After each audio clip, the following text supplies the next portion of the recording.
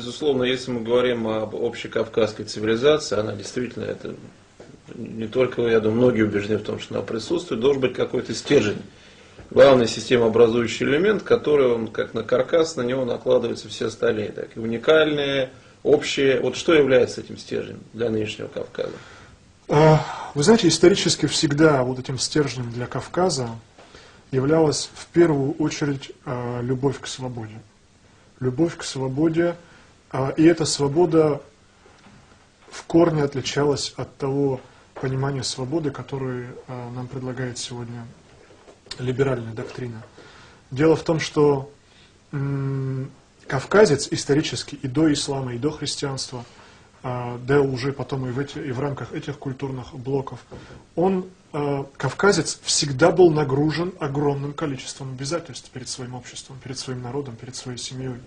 Он рождался на свет, уже получая на свои плечи огромный груз обязательств. Как он должен вести себя в таком возрасте, как он должен вести себя в таком возрасте, как он должен вести себя по отношению к матери, к отцу, к своим братьям, сестрам, к своей будущей жене, к мужу, к детям, как он должен вести себя по отношению к гостю, к врагу и так далее, и так далее.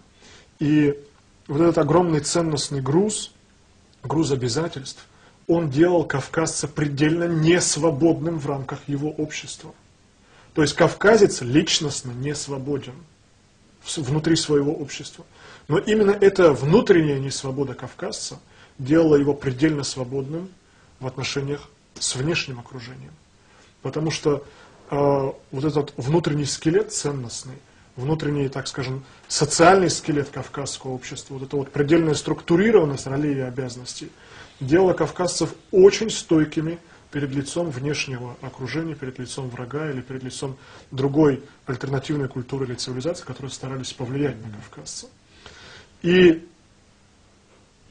если мы говорим о либеральном понимании свободы, там совершенно другая картина. Там каждый индивидуум обособлен, атомизирован, он эмансипирован предельно.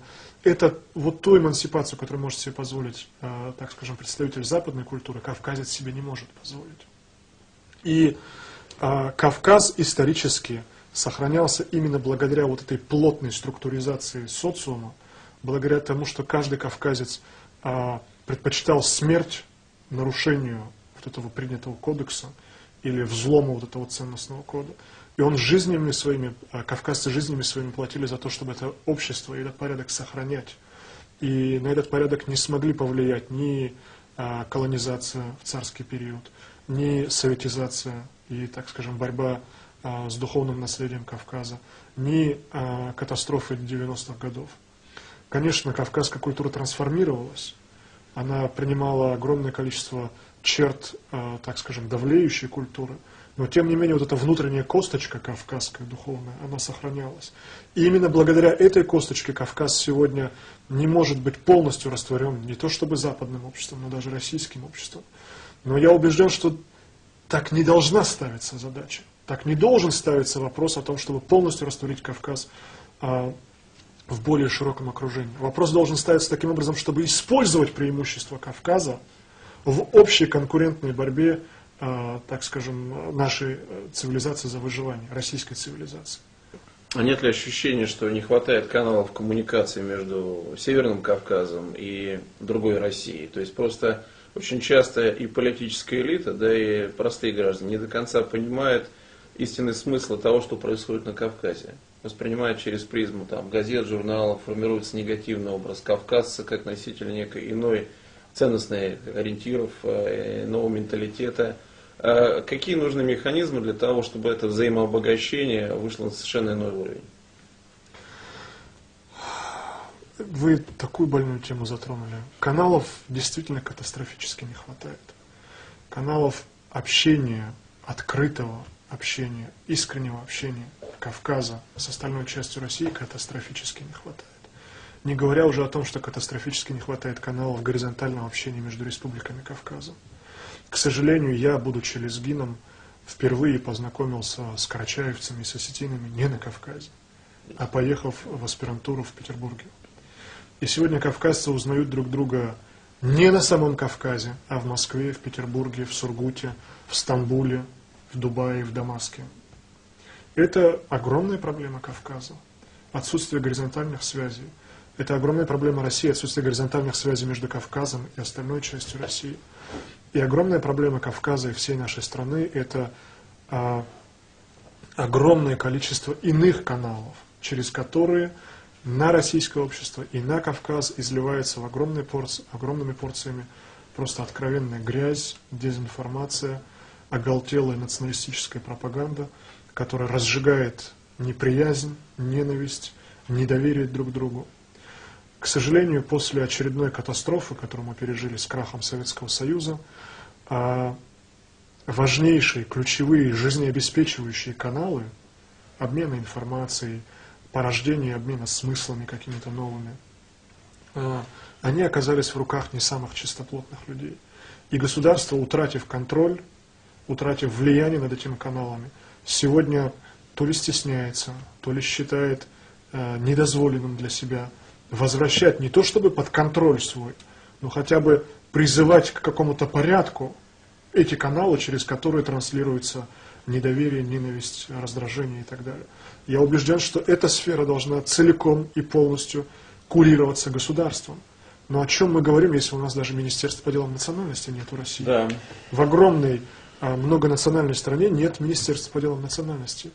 И именно с этим связано то, что сфера выстраивания очень кропотливого, очень внимательного, очень бережного, очень осторожного выстраивания доверительных отношений между народами нашей страны сегодня никем не курируется, и никто эту работу не проводит. Наши народы ввергаются не то что в пучину взаимной ненависти, они ввергаются в пучину просто страшнейшей деградации, социальной деградации, распада самой социальной ткани, то, что мы сегодня наблюдаем в Дагестане, в Ингушетии, в Кабардино-Балкарии. Это отдельная проблема, о которой нужно тоже говорить, что происходит сегодня на наших глазах. Мы сегодня видим, что отцы противостоят детям, дети восстают против отцов, братья идут против братьев. Мы видим сегодня, что линия отчуждения, ненависти и взаимного противостояния пролегает не между дагестанским, не между кавказским обществом и маргиналами, как нам преподносили в последнее время. Она пролегает именно посередине самого кавказского, дагестанского общества. Вы посмотрите, кто сегодня оказывается среди боевиков. Выпускник дипломатической академии Министерства иностранных дел России Абузагир Мантаев, кандидат политических наук, оказывается среди боевиков. Во время штурма погибает и он, и его бывший одноклассник, который был в рядах ОМОНовцев, штурмующих. Вы посмотрите, трехкратный чемпион мира по тайскому боксу погибает в рядах боевиков в ходе спецоперации. То же самое чемпион по единоборствам в Адыгее Мурад Ристов, черкес, погибает в ходе спецоперации. Среди боевиков каким-то образом оказывается бывший заместитель министра культуры Дагестана, режиссер Кумыкского театра Зубаил Хиясов. И это не проблема маргинального, так скажем, противостояния нашей системе. Это проблема распада самой социальной ткани кавказского общества. Почему это происходит? Почему на это никто не реагирует? Почему, когда в Приморье появляются партизаны или расстреливают в Астрахани милиционеров, об этом гудит вся страна? Но когда на наших глазах рушится, просто буквально катастрофу переживает кавказское сообщество, это никого не интересует. И почему тех правозащитников, тех адвокатов, тех журналистов, которые пытаются поднять этот вопрос хотя бы на региональном уровне, сегодня никто не защищает. Они пропадают, их пытают, их избивают правоохранительные органы. И никому сегодня нет дела до того, что происходит на Кавказе. Естественно, кавказская молодежь, это все отчаяние, эту ненависть, так скажем, поведенческую отвязанность, когда уже можно все в этом хаосе, она переносит на улицы российских городов. Это не есть проблема диких кавказцев, которые с гор спустились и начинают, так скажем, вести себя агрессивно в российских городах. Это проблема просто цивилизационной катастрофы, которая не может не вылиться на улицы российских городов, если российская власть, российское общество, российская элита никак не реагирует на эту проблему.